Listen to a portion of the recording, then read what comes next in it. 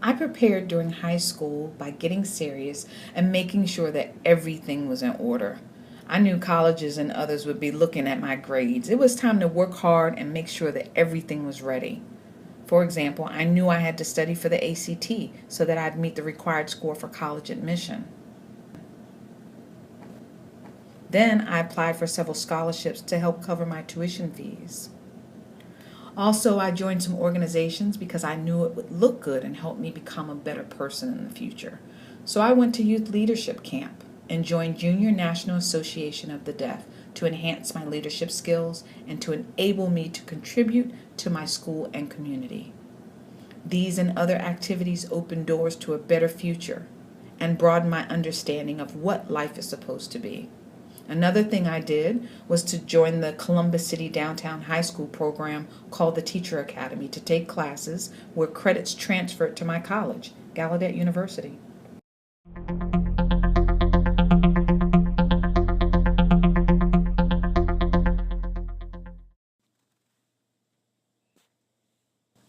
When I came in as a freshman, I wanted to explore the different types of jobs. Our group did this by visiting the community to see what was out there. Some places we went to were COSI, Riverside Hospital, and the local thrift store. We got to see what it was like to work in these different places. Every year when I was a freshman, a sophomore, junior, and then a senior, we had a variety of work experiences. This had a positive impact on me. After high school, VR helped me look for either a job or an internship as a teacher's aide. After a while, I came back for the 4+ program, where you're required to look for a job. I ended up at a place called North Broadway Children's Center. My internship is with them in their preschool program.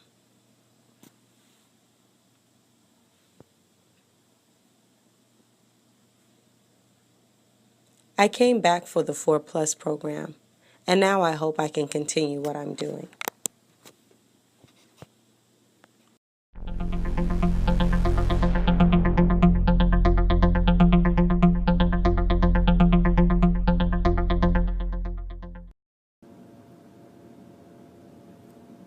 When I look back, I realize there are many people who supported me as I grew up, but I want to single out some specific individuals who have been there for me throughout high school and to this day. First and foremost, I have to talk about my mom. My mom has been my champion since I was born, even though she was shocked to be presented with a deaf daughter. Early on, she decided to get busy and learn sign language so that we could communicate. Later, she even decided to become an interpreter. I am very lucky considering how rare it is for hearing parents to put in the time and effort to learn sign language to communicate with their deaf kids. It was tough, but my mom did it. She's my number one fan. You know, I struggled sometimes, afraid that being deaf would limit my potential. But my mom wasn't having it. When I said I couldn't, she said I could and pointed out successful deaf people like Claudia Gordon, who works in the federal government and has accomplished so much. My mom never let up and she encouraged me, for example, to take the ACT for college, which I passed to no great surprise on her part. My mom has played a powerful part in my life and has given me some Bible verses to encourage me along the way. My favorite verse is, with God, all things are possible. That's the one that's kept me going. And when I was accepted to Gallaudet University, my mom was behind me 100%. Without her, I'm nothing really. I'm so happy to have her in my corner. She even calls to check up on me while I'm away at Gallaudet. Like I said, she's a true fan. The others I want to mention are 3 high school teachers from the Ohio School for the Deaf. These 3 supported me a lot and were people I could turn to for tips and feedback about the college experience. First, there's Julie Stewart, an ASL teacher at the Ohio School for the Deaf. She's known me since the 5th grade and always encouraged me to get to know people even though I felt shy at times. In fact, I'm a very outgoing person now thanks to her. I've met so many different types of people, which has helped me discover the real me. And I'm following in her footsteps, majoring in ASL as she did.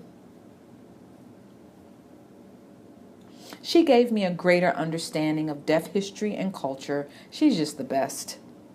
The second teacher is Jeff Jones, a social studies teacher. He pushed me in a lot of ways. For example, I wasn't too excited about being around hearing people.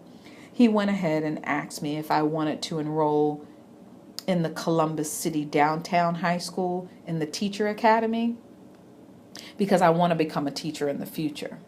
I was interested but nervous that I'd feel out of place as the only deaf person in a room full of hearing people. He encouraged me to challenge myself, to view it as an opportunity not to be missed, and he was right. Even though it meant stepping outside of my comfort zone, it was so worth it.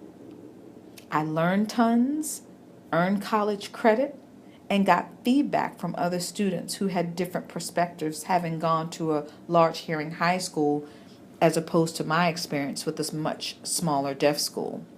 I have to thank him for what he did for me. If not for that, I would have stayed in my bubble and not learned nearly as much. The third is Bill Estes, an English and reading teacher. I had been mainstreamed in a school with a deaf program prior to coming here. When I got here, my English reading level was somewhat low. Remember, I didn't have direct communication at the school until I got here, where everyone uses American Sign Language, enabling me to fully understand content. He taught me a lot, and I made great strides in reading and English. He kept on pushing me, and I had a strong belief that I could improve. He, along with the others, taught me so much. I'm successful in part due to these wonderful people.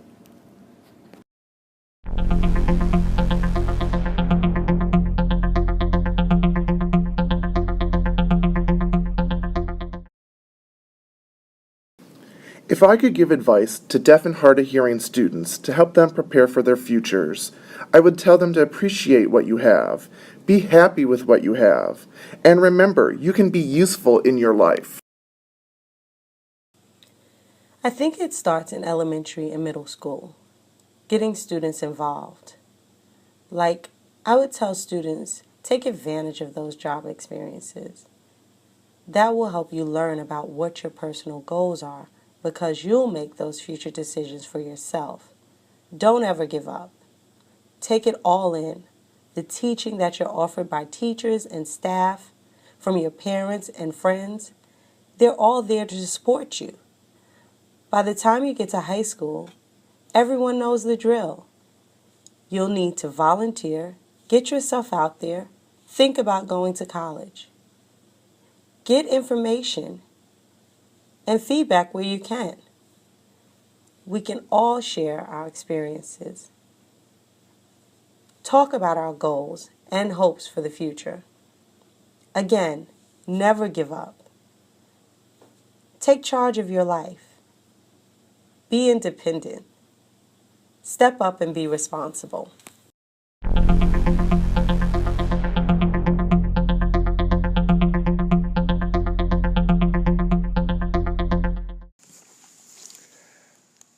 What I wish I would change during my high school years in regards to balance is with work, social life, athletics, being able to have that apply to my life. In college, I'll have work and parties, athletics as well, sporting events to go to, joining organizations, and I want to have that balance. I don't want to get overwhelmed with what I'm doing because I'm going to need that for work later in life, and I want to have that balance so that everything goes well.